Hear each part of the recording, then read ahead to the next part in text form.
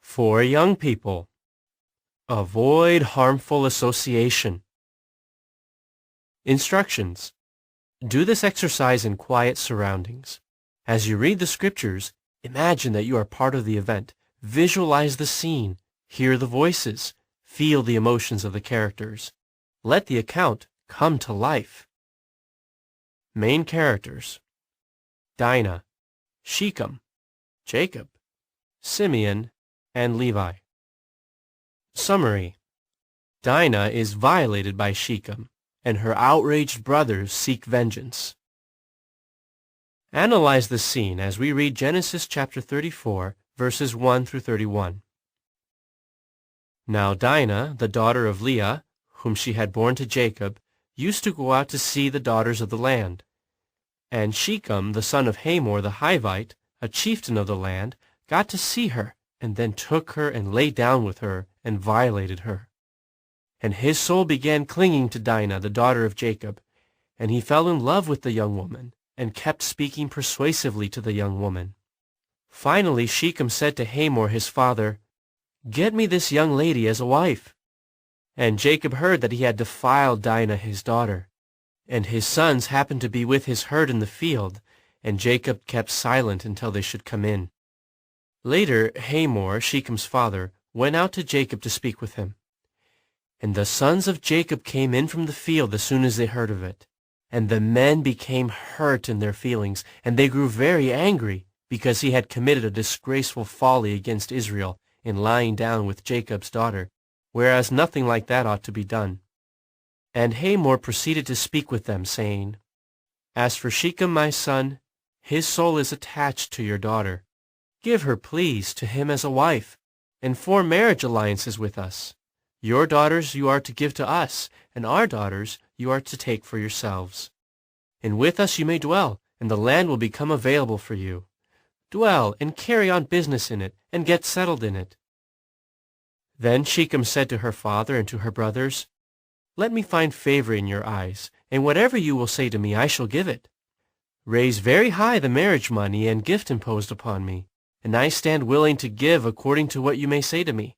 Only give me the young woman as a wife." And Jacob's sons began to answer Shechem and Hamor his father with deceit, and to speak so because he had defiled Dinah their sister. And they went on to say to them, "We cannot possibly do such a thing, to give our sister to a man who has a foreskin, because that is a reproach to us. Only on this condition can we give consent to you, that you become like us, by every male of yours getting circumcised. Then we shall certainly give our daughters to you, and your daughters we shall take for ourselves, and we shall certainly dwell with you and become one people. But if you do not listen to us to get circumcised, then we will take our daughter and go." And their words seemed good in the eyes of Hamor, and in the eyes of Shechem, Hamor's son.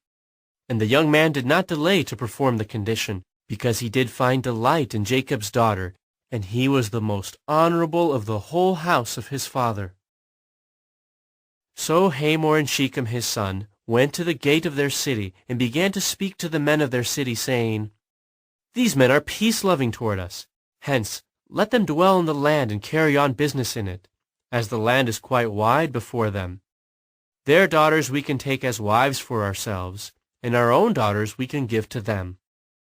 Only on this condition will the men give us their consent to dwell with us so as to become one people, that every male of ours gets circumcised, just the way they are circumcised. Then their possessions and their wealth and all their livestock, will they not be ours?